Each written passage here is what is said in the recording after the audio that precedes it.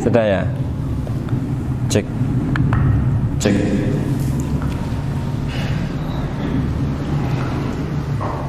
Bismillahirrahmanirrahim. Assalamualaikum warahmatullahi wabarakatuh.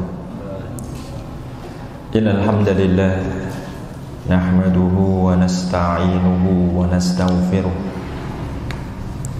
Wa na'udzu billahi ta'ala min shururi anfusina wa min sayyiati a'malina. Man yahdihillahu fala mudilla lahu wa man yudlil fala hadiya lahu. Asyhadu an la ilaha illallah wahdahu la syarika lah. Wa asyhadu anna Muhammadan abduhu wa rasuluh. Ya ayyuhalladzina amanu taqullaha haqqa tuqatih wa la tamutunna illa wa antum muslimun. Wa ya ayyuhan nas ittaqu rabbakumul ladzi khalaqakum min nafsin wahidah wa khalaqa minha zawjaha wa batha minhuma rijalan katsiran wa nisaa'a wattaqullaha alladzi tasaaluna bihi wal arham innallaha kana 'alaikum raqiba. Ya ayyuhalladzina amanu taqullaha wa qulu qawlan sadida yuslih lakum a'malakum wa yaghfir lakum dhunubakum wa man yuti'illaha wa rasulahu faqad faza fawzan 'azim. Fa inna ahsanal kalam kalamullah wa khairal huda huda Muhammadin sallallahu alaihi wa ala alihi wa sallam. Wa syarrul umuri muhdatsatuha fa inna kulla muhdatsatin fid dini bid'ah wa kulla bid'atin dhalalah wa kulla dhalalatin finnar. Amma ba'du. Ma'asyiral muslimin wal muslimat, ayyuhal musyahidun wa ayyatuhal musyahidat, bapak-bapak dan ibu-ibu yang saya muliakan karena Allah Subhanahu wa taala. Alhamdulillahirabbil alamin. Di kesempatan kali ini Allah masih izinkan kita untuk terus memperbaiki keadaan diri kita masing-masing. Dan tentu saja tujuan dari memperbaiki diri ini adalah agar Allah senantiasa berikan pertolongan, kemudahan serta rahmatnya kepada diri kita. Karena itulah yang dibutuhkan seorang hamba di dalam menjalani kehidupannya. Dan pertolongan Allah dan juga rahmatnya serta karunia-Nya tidaklah mungkin bisa sampai dan datang kepada seorang hamba kecuali dengan cara menegakkan penghambaan diri yang benar kepada Rabb Tabaraka wa Ta'ala. Dengan semakin menegakkan ubudiyah, pendekatan diri dan penghambaan diri kepada Allah, maka akan semakin ditolong dan semakin mudah dia mendapatkan karunia dan juga keutamaan dari Allah Subhanahu wa taala. Dan di antara cara untuk bisa menegakkan ubudiyah yang benar dan merupakan poros dari ubudiyah adalah memperbaiki cara kita mengagungkan Allah dan cara kita di dalam mencintai Allah. Perhatikan kata Imam Ibnu Qayyim, wa aslul ibadah, dan asal pokok dari ibadah, wal ibadah tajma'u aslain, terkumpul pokok dari ibadah ini pada dua hal, al-ijlal wal mahabbah atau khudu wal mahabbah. Pokok yang pertama dinamakan khudu, ketundukan, penghormatan atau pengagungan. Ini pokok yang pertama ya. Bisa maknanya ijlal, bisa khudu, bisa ta'zim, terserah maknanya yang mana ya. Mau pakai yang mana maknanya sama kurang lebih ya. Ini pokok yang pertama, penghambaan diri yang diinginkan Allah berporos pada dua hal. Poros yang pertama adalah khudu, ijlal atau ta'zim, penghormatan, ketundukan, pengagungan. Ini poros yang pertama. Dan poros yang kedua adalah al-mahabbah, yakni kecintaan, di mana ibadah senantiasa harus memiliki dua asas ini. Apa itu? Ijlal, khudu, ta'zim, dan mahabbah. Kalau hilang salah satunya, kata Imam Ibnu Qayyim rahimahullah, idza takhalla ahaduhuma anil akhar, kalau cuman punya kecintaan saja, enggak punya ta'zim, enggak punya ketundukan, ya, maka akan rusak ubudiyahnya, ya, fasadat, ya, akan cacat. Atau sebaliknya, kalau ternyata cuman punya ketundukan, cuman punya ta'zim saja, tapi nggak punya kecintaan, ibadahnya atau penghambaan dirinya akan rusak pula. Jadi poros dari penghambaan diri ada berapa Pak? Dua. Perhatikan ya, ini dasar dari dasar, dan akan rusak semua hal yang kita bangun jika dasar dari dasar ini rusak ya. Apa asal dari ibadah, asal dari ubudiyah? Apa? Ta'zim, khudu, dan juga mahabbah. Saya kasih contoh. Aslinya ibadah itu maknanya adalah tadallul, perendahan, penundukan tadi. Asal dari ibadah itu secara bahasa, makna abad, makna ibadah ya, itu maknanya tunduk. Asal dari makna abadah, ya'budu, abadan, ibadah ya, ya, itu maknanya tunduk. Tapi yang diinginkan Allah dalam peribadatan ini, yang masyru', yang makmur, yang diperintahkan, yang disyariatkan, bukan hanya tunduk ya. Alasannya apa? Kalau hanya berporos pada ketundukan, jenengan bisa bayangkan, jenengan di bawah sesuatu yang sangat kuasa, tetapi jenengan cuman diperintah gara-gara kekuasaan. Yang terjadi apa? Banyak yang melakukan karena keterpaksaan ya. Dan Allah nggak menginginkan itu. Allah menginginkan yang dilakukan seorang hamba ini porosnya bukan keterpaksaan, tapi apa porosnya? Kecintaan, ketulusan, keikhlasan. Itulah dinul qayyim ya. Ini poros ini harus dipahami nih ya. Harus benar-benar pahami nih ya.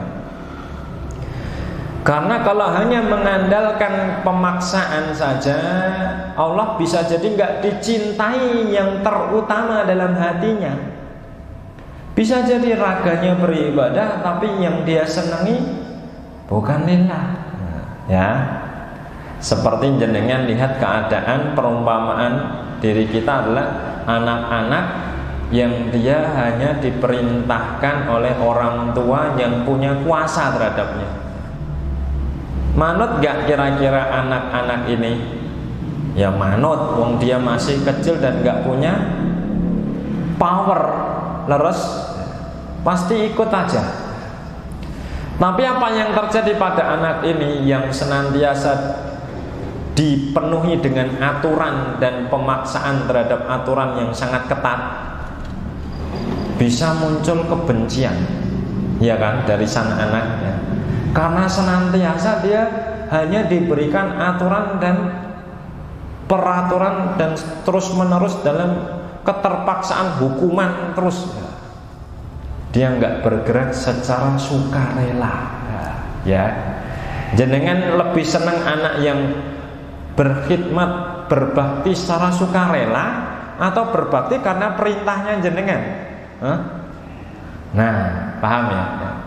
Kita nggak suka dengan anak yang dia bergerak untuk berbuat baik pada kita, tapi ternyata penuh pamrih, ya. Penuh apa? Penuh perasaan terpaksa, ya. Penuh takut, ya. Penuh istilahnya bukan murni ketulusan dari dalam hatinya. Begitu juga Allah yang lebih tinggi lagi. Allah menginginkan agar Allah yang paling pertama untuk dicintai. Itulah hakikat ubudiyah yang diinginkan oleh Allah Subhanahu wa ta'ala. An yakunallah wa rasuluhu ahabba ilaihi mimma siwahu. Agar Allah dan Rasulnya yang paling dicintai dari selain kedua, nggak ada yang lain, ya. Maka setiap orang yang bisa merealisasikan ubudiyah ini dengan kecintaan yang lebih tinggi, ya, perhatikan, karena di hari ini semua orang menghormati Allah nggak kira-kira? Ya, menghormati Allah walaupun kadarnya berbeda-beda, ya. Tapi kalau kita lihat, ada yang mencintai Allah, ya ada yang mencintai Allah, tapi kadarnya yang berbeda-beda. Kalau dia bisa jadikan Allah yang paling agung dan Allah yang paling dia cinta, wah, disinilah semakin sempurna ubudiyahnya. Dan kata Imam Ibnu Taimiyah, ya, kullama izdada lahu ubudiyah, setiap bertambah sempurnanya ubudiyahnya seorang hamba, yakni semakin dia cinta Allah, semakin dia mengagungkan Allah, semakin tunduk sama Allah, alat darajatuhu, izdadat kamaluhu wa alat darajatuhu, akan semakin sempurna manusia ini dan semakin tinggi derajatnya, ya. Ya sama jenengan merasakan itu pada fitrah jenengan, pada anak-anak jenengan yang jenengan nggak mau jenengan nggak bisa memilih, ya. Setiap anak yang terlihat lebih pandai berkhidmat, jenengan pasti akan lebih cinta. Mau nggak mau, ya. Aku cinta, tapi dia lebih soleh. Mau nggak mau, fitrah kita pasti akan menyenangi yang lebih soleh, ya. Itu sudah nggak bisa ditolak, ya. Sudah fitri, ya. Ya.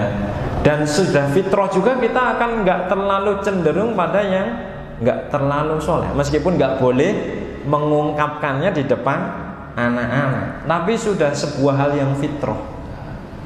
Maka semakin baik seorang di dalam kesolehan ubudiyahnya ini, semakin sempurna diri, semakin dekat di sisi Allah Subhanahu wa ta'ala, semakin dia akan mendapatkan pertolongan Allah Subhanahu wa ta'ala. Ini yang menjadi titik perhatian kita.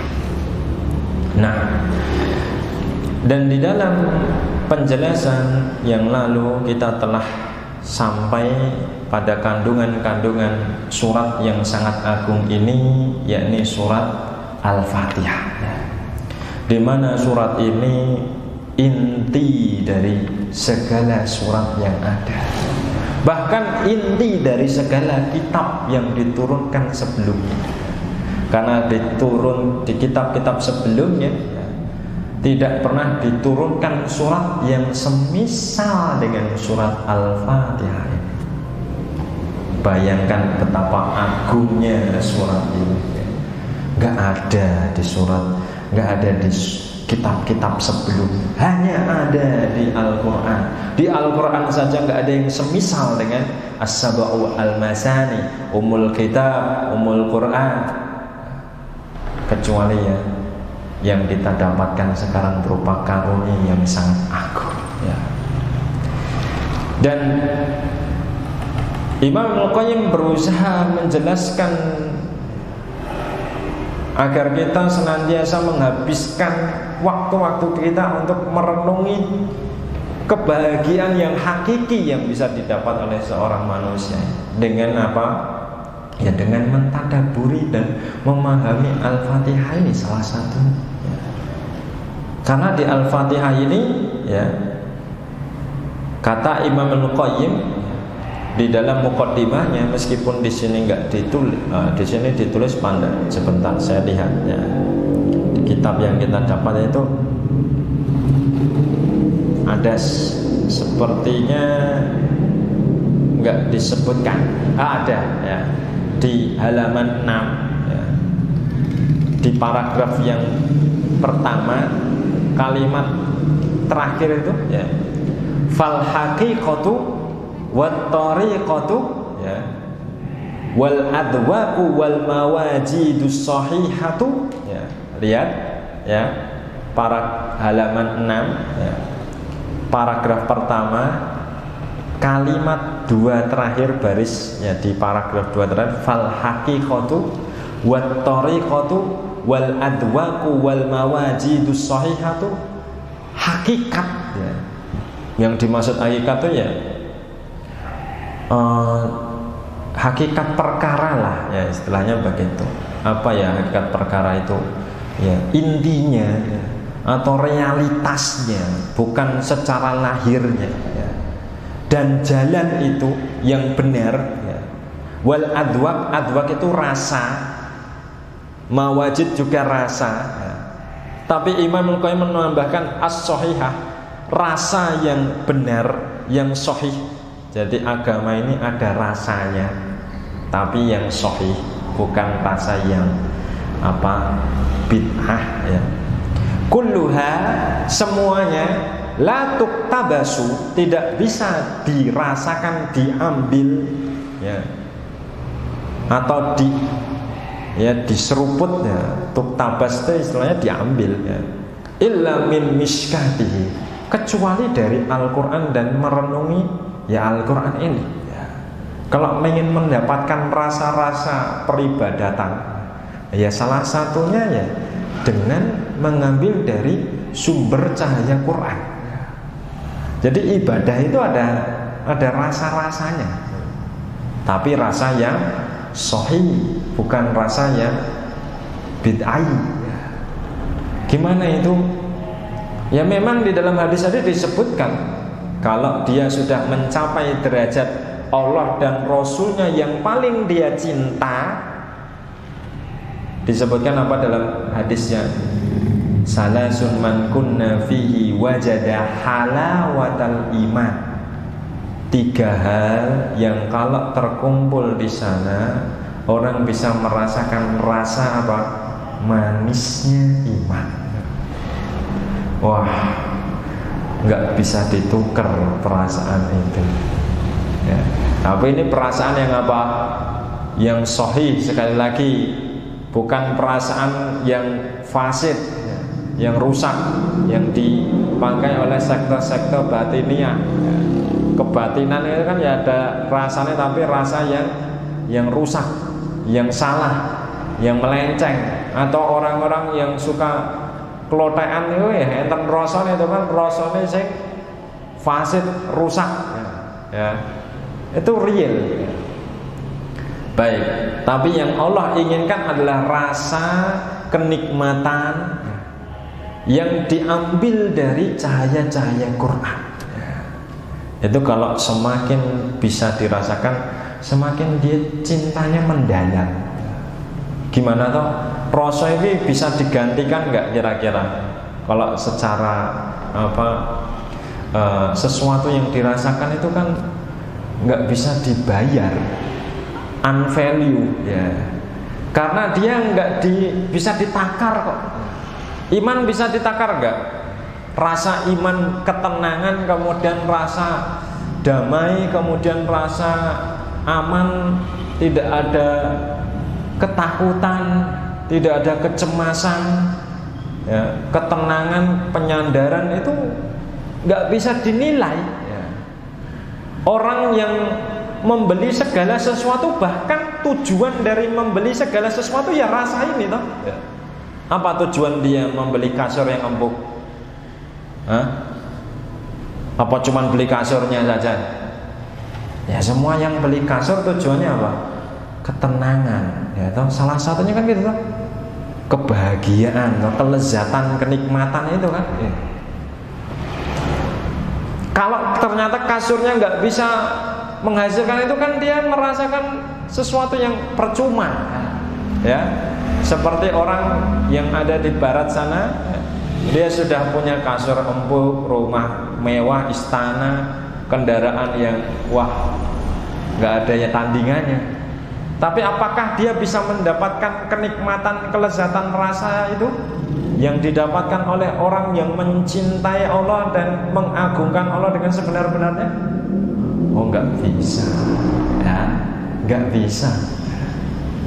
Sampai kapanpun dia mencari tidak akan pernah ketemu sebelum dia kembali kepada penciptanya. Memang Allah takdirkan. Ya. Makanya Imam Al-Qayyim pernah saya jelaskan salah satu kemarin, ya, bahwa di hati kita itu ada tempat yang nggak bisa ditutup.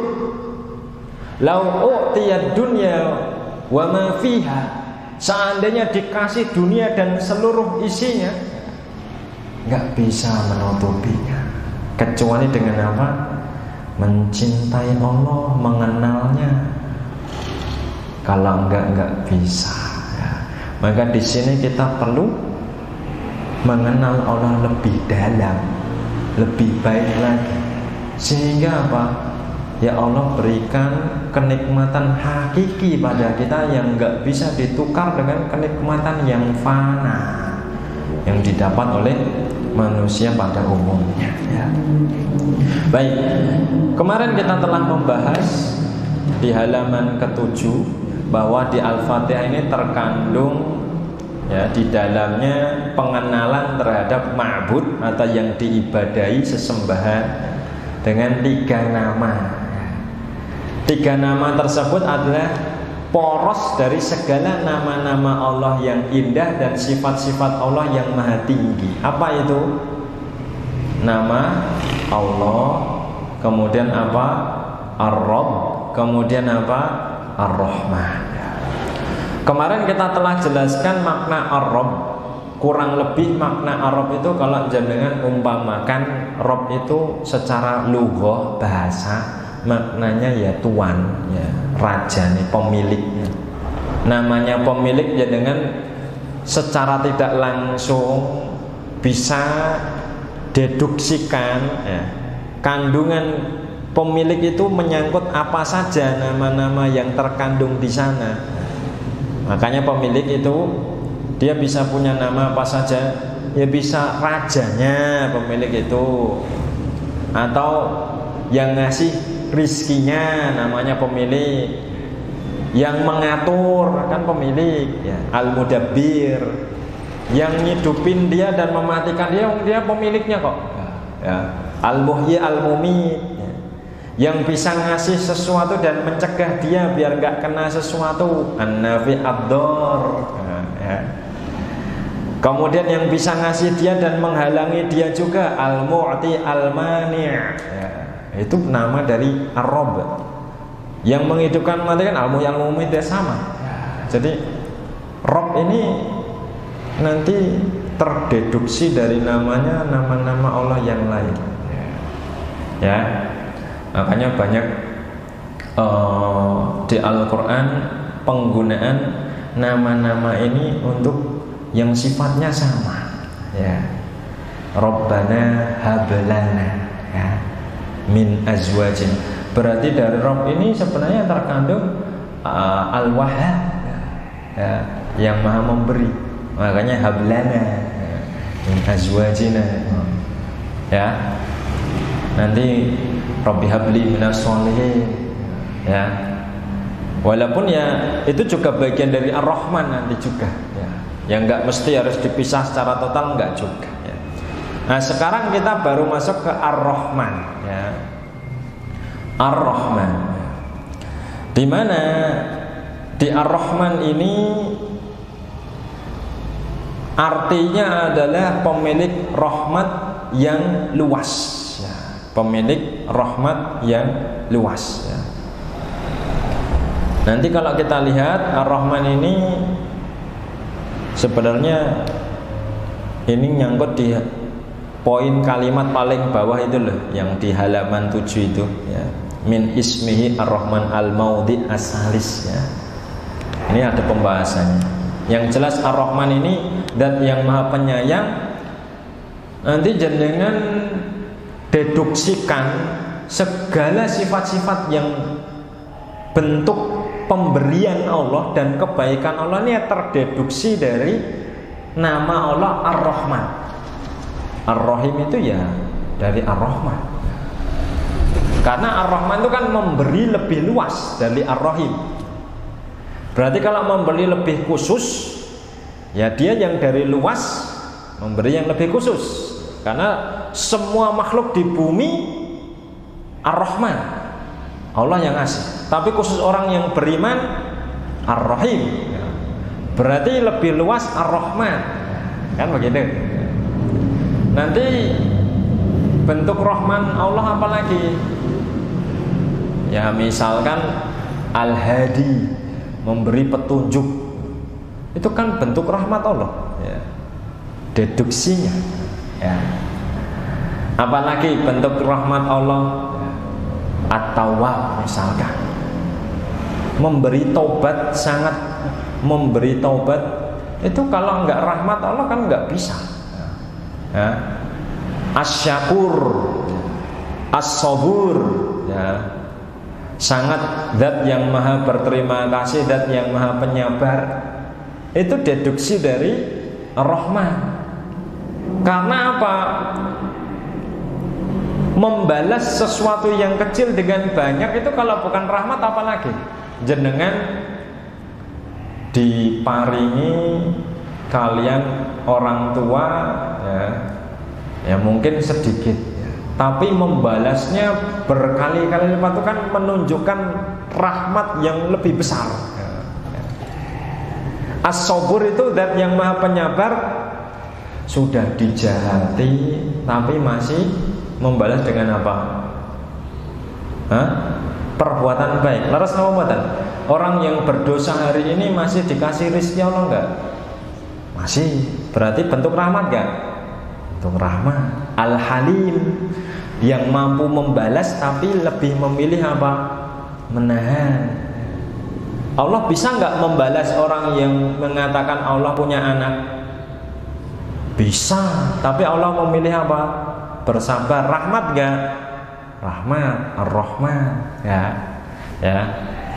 Jadi nama ini adalah poros dari segala nama-nama Allah yang maha indah dan sifat-sifat Allah yang maha tinggi. Ini perhatikan, semakin dalam pemahaman tentang makna tiga ini, kita itu rasanya tuh sudah cukup. Ini kalau mengetahui makrifat kepada Allah secara rinci itu membuat seorang semakin tenang, ya. Dan pengetahuan semakin sedikit tentang Allah, cuman global-global, itu yang terjadi pada kebanyakan kaum muslimin, kecuali yang dirahmati Allah hari ini. Ragu sama Allah kadang-kadang, ya tak? Makanya dia tinggalkan Allah. Lu nek sholat apa aku bener, ya? Nek ndonga ya apa terus nek wis aku kan gitu kan, ya.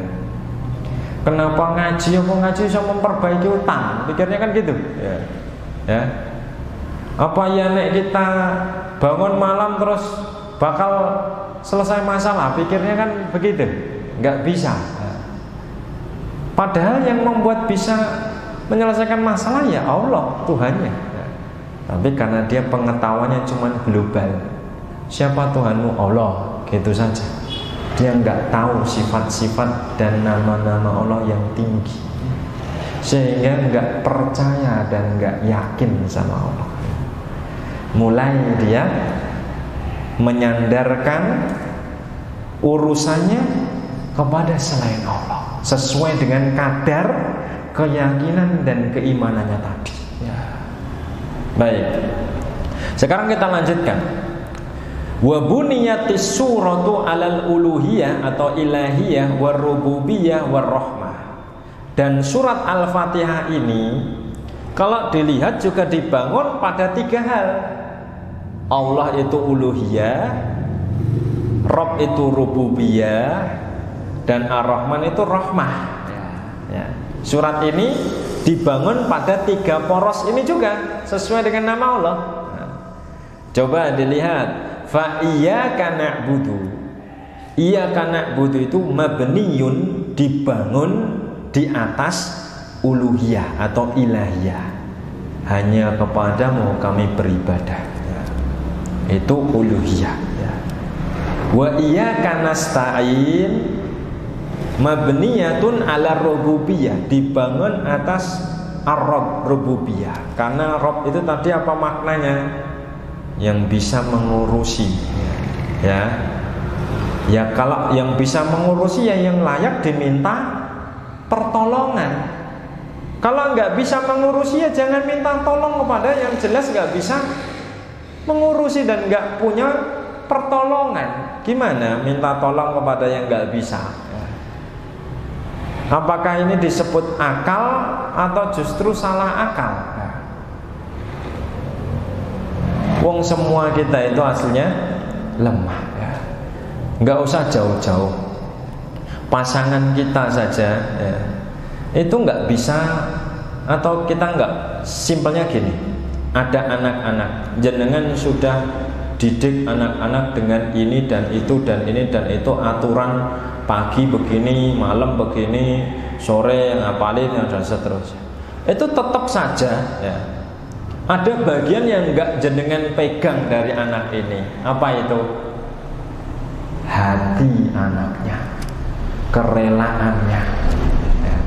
Siapa yang memegang hati dan kerelaannya? Ya Allah. Ya.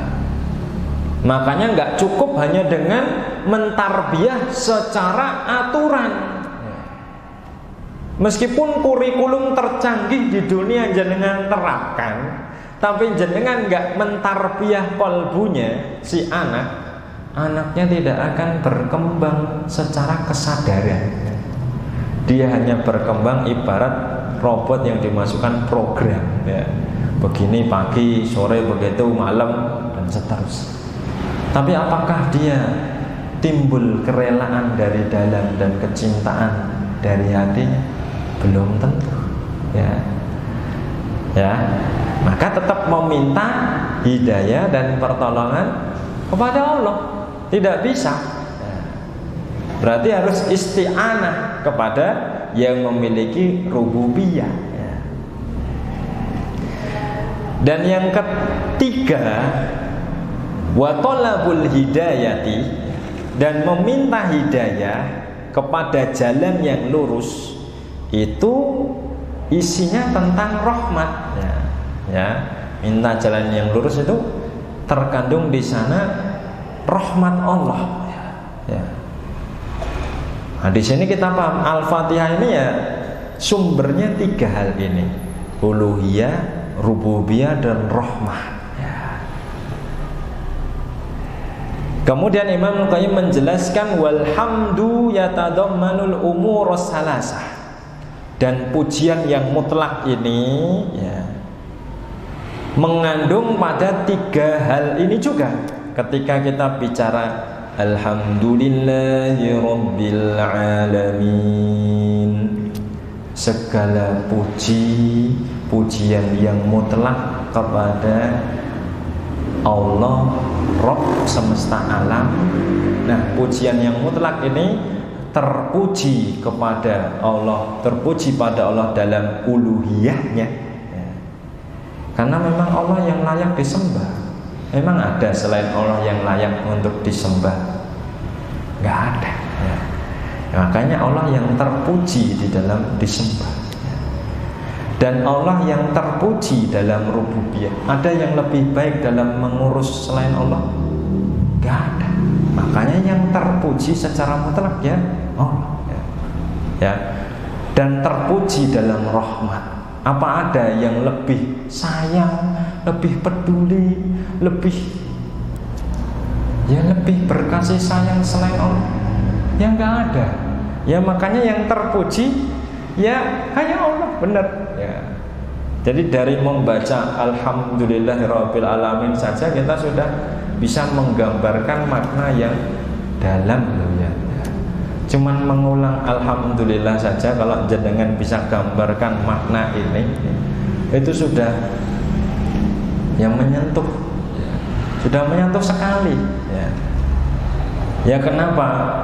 Ya yang layak disembah ya Allah, berarti layak dikhidmat kita itu harusnya ya Allah gitu loh ya. Terus yang layak untuk mengurusi dan punya segala-galanya yang bisa dimintai tolong dan mengurusi kita ya Allah ya.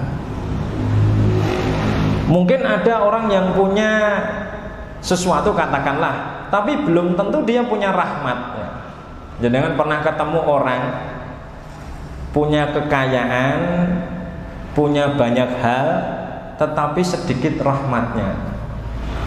Gimana rasanya ya? Wah, berharap sama dia nganu nggih, mangkel, leres nggih Pak nggih. Nah, dia ternyata meskipun punya enggak baik. Jadi perpaduan ini tuh perpaduan yang terpuji sekali gitu loh ya. Jenengan punya orang yang punya banyak hal bisa ngurusi tapi enggak punya rahmat kan juga enggak bisa disandarkan. Ya karena dia enggak punya bentuk kasih sayang, nggak punya kepedulian ya, nggak bisa punya rahmat tapi nggak punya pengurusan, nggak punya kekayaan ya nggak bisa juga, meskipun peduli tapi nggak bisa diminta ya. Kalau begitu sudah terkumpul rahmat rupiah ya Allah saja yang layak disembah terus gitu. Wassana'u wal majdu kamalani li jaddihi ya. Nah, sana dan majd itu sama, pujian yang tinggi ya, yang sempurna ya, karena ketinggian dan kemuliaan Allah ini ya. Jadi Allah itu sempurnanya itu terlalu ya, maha ya. Ya. Maha sekali ya. Dan Al-Quran penuh dengan pengenalan terhadap Allah, sifat-sifatnya, nama-namanya dan perbuatan-perbuatannya ya. Diulang terus. Bahkan Ibnul Qayyim mengatakan Al-Quran kulluhu tauhid. Quran semuanya itu tauhid. Maknanya mengenalkan ya Allah isinya, yang taat sama Allah, nama-nama Allah, sifat-sifat Allah, yang membangkang terhadap Allah, cerita tentang orang-orang yang taat sama Allah, negeri yang tauhid sama Allah, negeri yang enggak mau tauhid sama Allah. Ya Al-Quran semuanya tauhid ya. Semuanya bercerita tentang ketunggalan Allah dan pujian mutlak kepada Zat yang maha sempurna ini. Semakin kita merenungi dan memahaminya, semakin kita akan mencintai Allah. Nah itu loh, ibadah yang diperintahkan Allah tadi apa? Bukan hanya ibadah yang sifatnya keterpaksaan, tapi ada mahabbahnya. Pokok dari ibadah ada khudu, ada mahabbah. Mahabbah ini dibangun dengan apa? Mengenal Allah lewat kalam-kalamnya, lewat kalam Rasulnya, terus kita pahami, akan semakin cinta kita kepada Zat yang maha mulia dan maha terpuji, ya. Akhirnya setelah dia cinta apa yang terjadi? Ya bergerak secara sendiri, ya. Jenengan bahkan nggak repot membuat aturan kadang-kadang, ya. Nek anak itu sudah cinta, ya. Jenengan nggak buat program aja, anaknya sudah berjalan. Meskipun dia harus berjalan sesuai dengan apa yang jenengan inginkan, kan begitu toh? Nggak mungkin berjalan keluar dari yang nggak jenengan mau, ya. Tapi kalau cintanya benar, dia akan bergerak sendiri. Itu yang diinginkan dalam penghambaan diri ini, ya. Aturan itu membantu dia untuk akhirnya diharapkan bisa tergerak motornya dari dalam lewat kecintaan. Nah, maka sekali lagi, tarbiyah yang diinginkan bukan hanya tarbiyah aturan, ya, jalan menuju pendekatan diri, tapi juga tarbiyah qalbiyah, ya, tarbiyah imaniyah yang sifatnya membentuk mahabbah, membentuk kecintaan dari yang kita didik ini secara sadar dari dalam relung-relung hatinya. Itu yang agak susah dibangun di hari ini, ya. Karena memang ini tantangannya nggih Pak jamaah rahimani wa rahimakumullah. Secaranya sekolah kan nggak bisa ngomongin materi satu doang, ya. Nah, tugas kita sebagai orang tua sebenarnya nggak susah, karena cuman mengenalkan Allah dan selalu menghubungkan segala sesuatu dengan Allah, sehingga dia merasakan bahwa setiap makannya itu adalah karunia Allah, setiap minumnya adalah karunia Allah, setiap tidurnya dia rasakan atas izin Allah, setiap nikmat itu benar-benar dia rasakan sebagai pemberian Allah. Sampai dia melihat ya burung terbang di udara, tidaklah dia bisa terbang kecuali Allah yang menahan terbangnya burung tersebut. Sampai tidaklah dia menunggangi kendaraan, tidaklah dia sampai ke tujuan kecuali Allah yang menyelamatkan. Sampai tidaklah dia bisa membeli sesuatu kemudian tercapai apa yang dia inginkan, itu semua juga tercapai karena karunia Allah. Kalau itu bisa dididik terus semenjak dia masih dini, subhanallah, ini karunia yang besar, ya. Karena yang besar, ya. Karena ini yang menimbulkan apa? Kesadaran. At-taqwa hahuna, ya. Kesadaran itu kan di dada, ya. Ya. Sedangkan yang terjadi di pendidikan kita, ya, yang dibangunkan yang di kepala, ya. Makanya sekolah-sekolah umum, ya, hari ini, ya, titik beratnya adalah kepala, ya. Tapi tidak membangun apa yang ada di dalam dada. Sedikit ada, tapi jumlahnya bisa kita lihat minim. Sehingga banyak manusia hari ini yang cerdas dan pintar, tetapi tidak memiliki kesadaran, rasa takut kepada Allah. Yang terjadi semakin kedurhakaan kepada orang tua, ya, tidak mengetahui posisi dirinya. Nah, ini yang harus dibangun. Baik, itu kandungan Al-Fatihah yang pertama. Kandungan yang kedua dari Al-Fatihah, ya, ini bisa diharokati, ya. Wa tadammanat, ya. Wa tadammanat, ya. Wa tadammanat, mimnya ada tasdidnya. Isbatal, isbata, ya. Isbata, ya. Isbat, jenengan pernah dengar isbat, sidang isbat, ya. Isbatal ma'adi, ya, boleh Allah disukun tidak apa-apa. Tadammanat wa tadammanat isbatal ma'ad wa jaza'al ibad, ya. Dan tadammanat itu sama dengan istamalat, ya. terkandung, tercakup, memuat, maknanya kurang lebih sama. Jadi bahasa itu boleh nanti pakai diksi pilihan kata ini atau pilihan kata itu, ya.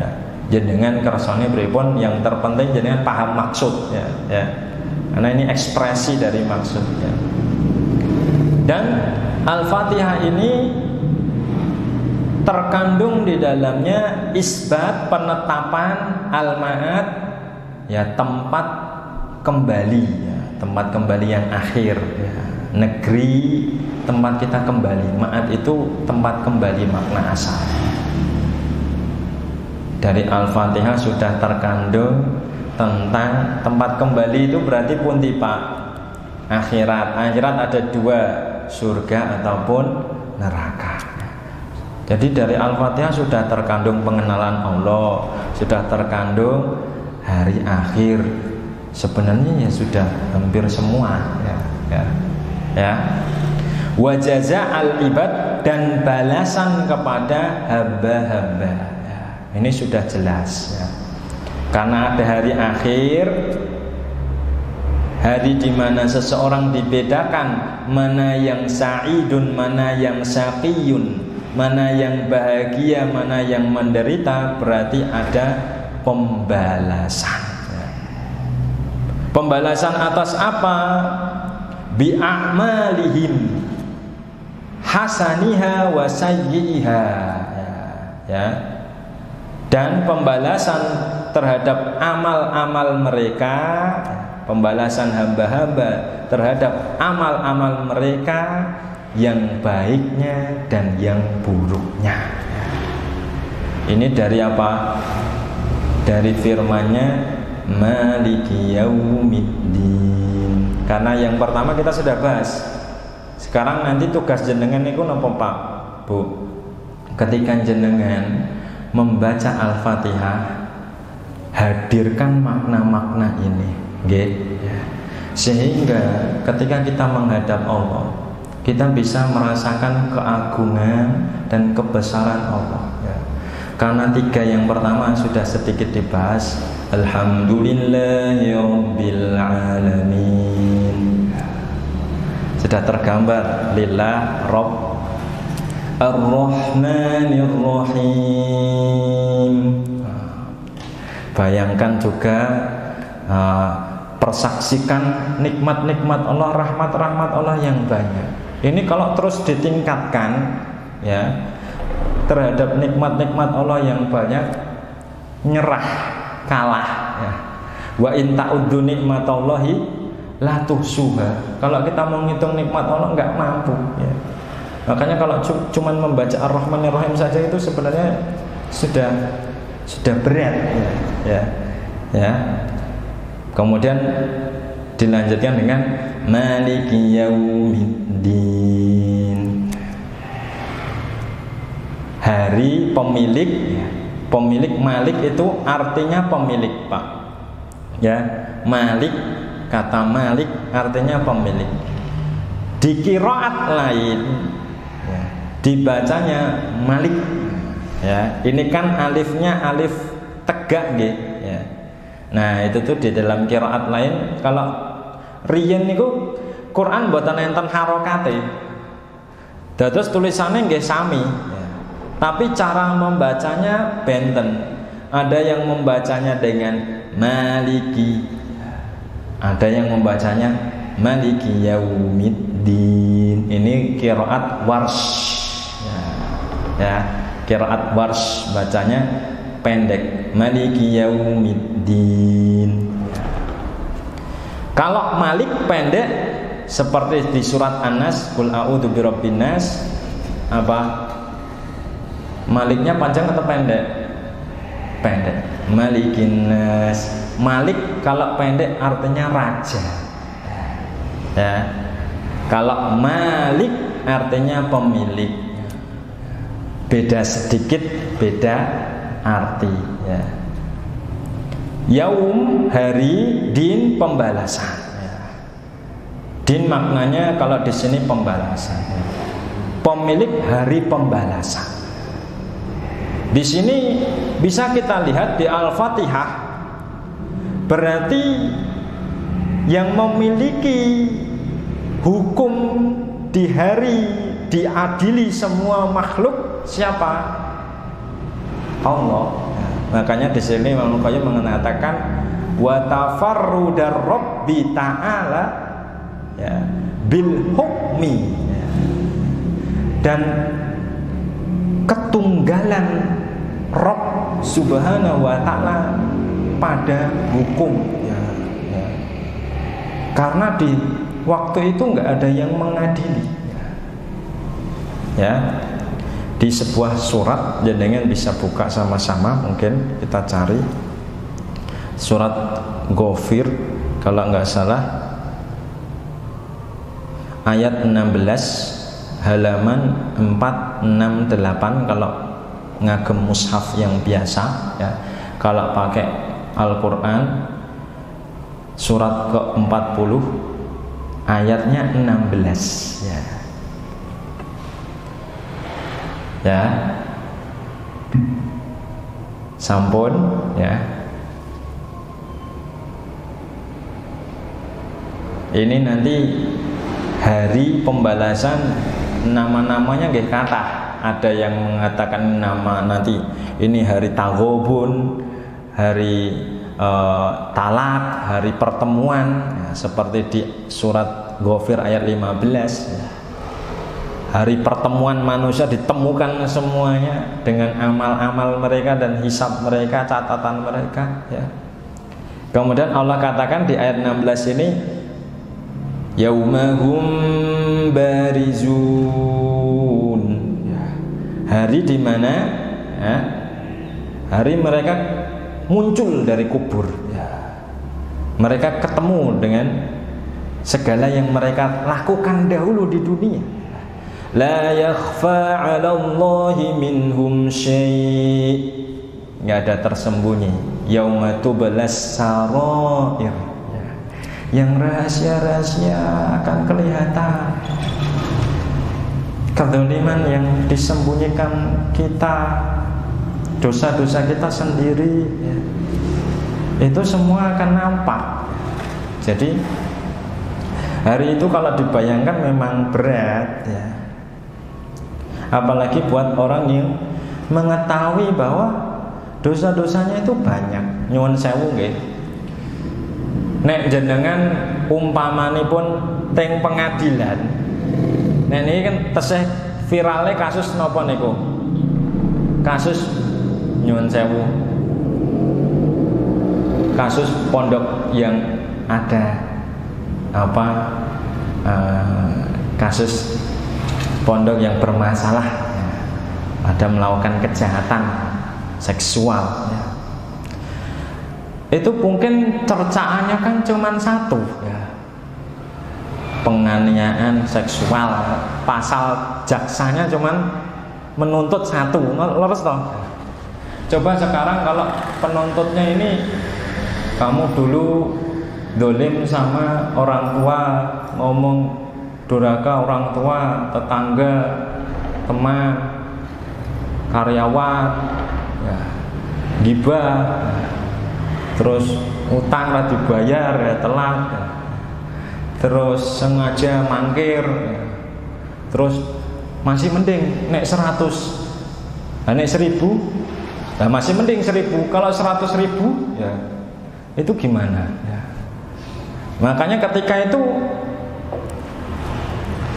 itu seorang hamba ketika dihadapkan hisabnya, hari pengadilannya, nggak ada yang kuat, ya. La yakhfa 'ala Allahi minhum syai', ya, nggak ada yang tertutup, semuanya dicecar, ya. Waduh. Ma li hadzal kitabi la yughadiru shaghiratan wa la kabiratan illa ahsaha. Kitab apa ini? Ya. Kok yang kecil sama yang besar kok nggak ada yang terluput sama sekali? Dosaku sithik wae ketok, apa meneh sing gedhe?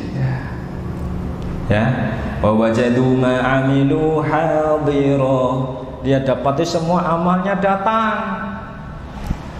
Wala yadlimu rabbuka ahada. Rabbmu tidak mendolimi sedikit pun. Dibeberkan semuanya kelihatan dulu. Hal arafta kada, apa kamu ingat ini? Naam ya Rabb. Hal arafta kada, apa kamu tahu ini? Naam ya Rabb. Apa kamu ingat ini? Coba nek disuruh ngaku itu semua sampai ratusan ribu ya. Lah nek lebih lagi gimana ya? Waduh ya. Tapi juga ada hadis yang menggembirakan. Apa itu?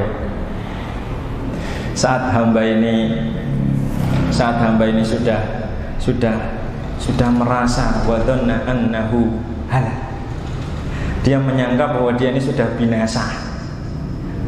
Ratusan ribu atau mungkin di atas itu cecaran dosanya sudah kayak pedang yang siap ya menjerumuskan dia kepada siksa semuanya itu. Kemudian Rabb-nya mendekat. Apa yang dikatakan Rabb yang maha baik ini? Qad satartuha alaika alaiha fid dunya. Qad satartuha alaika fid dunya ya. Au kama qala. Sungguh dulu aku tutup dosa-dosamu ini di dunia, enggak ada yang tahu. Ya. Kemudian Rabb ini mengatakan Ghafartuha lakal yaum, dan hari ini aku ampuni semuanya dosa-dosamu. Ya Allah ya. Ini sifat rahmah ya. Makanya kita itu gimana gitu ya. Kalau sama kebaikan Allah kayaknya nggak kuat ya. Karena Allah itu ya dibandingkan dengan penunaian hak-hak kita kepada Allah, kita itu di bawah dan di bawahnya lagi ya. Bukan di bawah layak, di bawah dan di bawahnya layak ya. Apalagi dengan rahmat Allah yang luas ya. Kita cuman berharap Allah nanti mudahkan ya. Wong hisab niku disebutkan rambut anak kecil bisa putih ya. Berubah ya. Dan Allah senantiasa adil ya. Maknanya tidak ada yang dilebihkan di dalam kezaliman ya. Pas ya, dosanya segitu nggih segitu. Tapi kalau di sana dia dapat kelebihan, itu justru Allah itu mesti memberi lebih dari normal ya. Tafaddulan ya, namanya Allah itu nggak pernah membalas atau mengkarunia yang biasa, mesti lebih tinggi ya. Tapi kalau membalas ya, menghukum mesti setimpal ya. Makanya kalau kita ingin diperlakukan Allah, pengennya pakai rahmat atau pakai keadilan, Pak, Bu? Pakai rahmat ya. Kalau pakai keadilan mboten kiyat nggih. Nah niku kadang-kadang ya kita sebagai manusiawi, saya kalau ketemu beberapa